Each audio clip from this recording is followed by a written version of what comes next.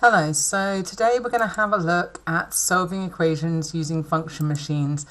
This is the second of the lessons in this set, so if you haven't done the first lesson yet, please have a look at that one first.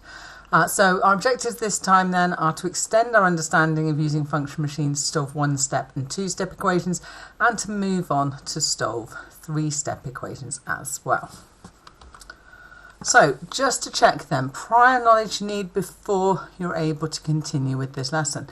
So we need to be able to understand our inverse operations, knowing that plus and minus are opposites, and that times and divide are opposites or inverse as well.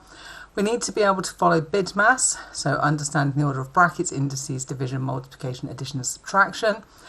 You also need to be able to understand the basic algebraic notation, so knowing that a number followed by a letter means that they're multiplied, so we're not using the time sign, so 5x means 5 multiplied by x, and that when we show a fraction, so x over 2 means x is divided by 2.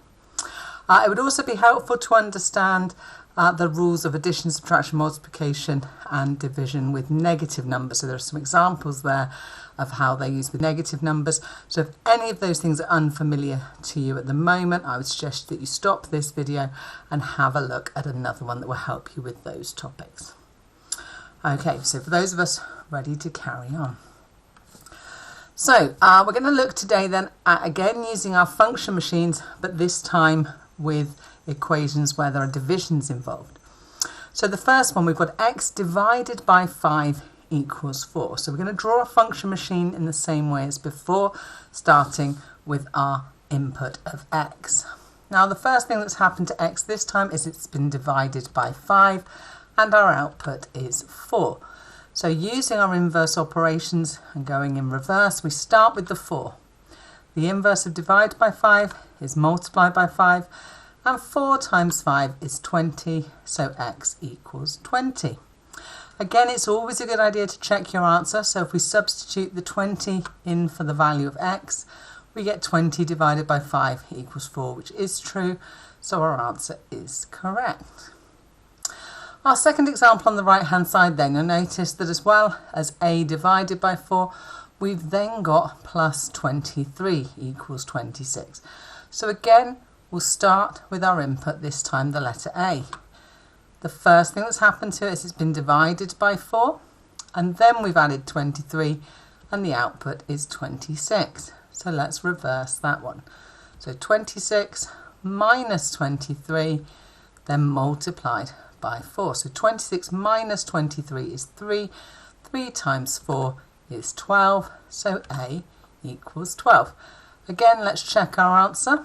So this time we've got 12 divided by 4, which is 3, plus 23 does equal 26. So just take a moment and make sure you're happy with both of those examples. Okay, I've put some questions there for you to have a go at. So again, if you pause the video, have a go at those questions. There are some challenge questions at the bottom that are similar but just written in a slightly different way to give you a bit of a challenge.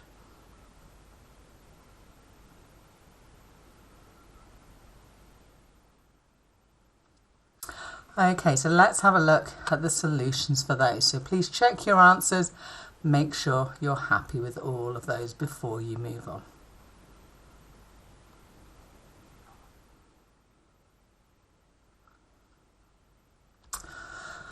Okay, so the next type we're going to look at then, we're going to move on to a three-step equation.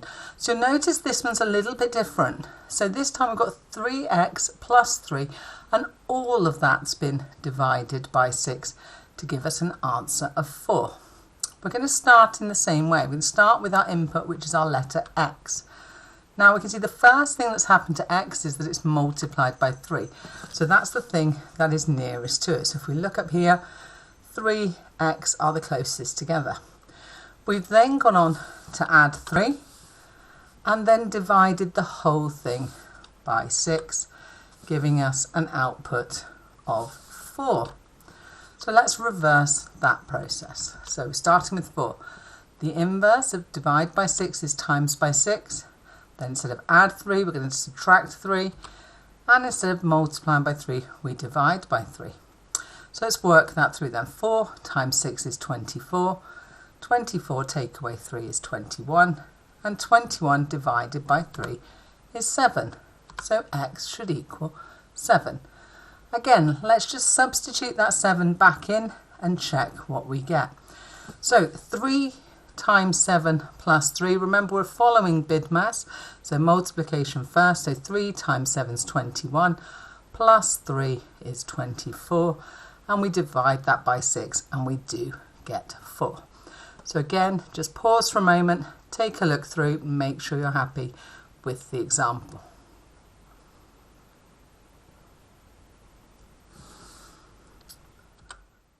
Okay, so a few more questions for you to have a go at. Be really careful with these, making sure you've got the right symbols and that when you do the inverse operations, you're changing them for the opposites. Don't forget to check your answers at the end.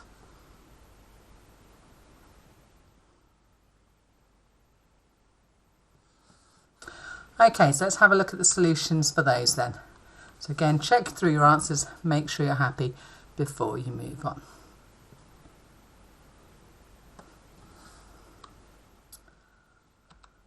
Okay, so finally for today, then we're going to put that into some context. So we're asked to calculate the length of the shorter side of the rectangle.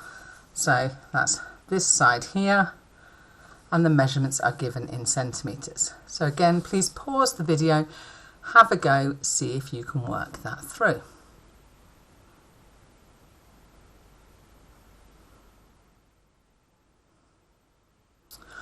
All right then, so hopefully you've had time to have a look at that. So what we should know then is that when we're looking at a rectangle, the two parallel sides are the same length. So the 5x plus 7 must be equal to 57. So we'll start with that. Now we've got our equation, we can put that into our function machine. So starting with our input of x, we're going to multiply by 5, add 7, and our output is 57. Let's do the inverse then. 57 take away 7 divided by 5. So 57 minus 7 is 50, and 50 divided by 5 is 10. So our value of x is 10 centimetres. Now we're asked in the question to find the length of the short side. The short side is 2x.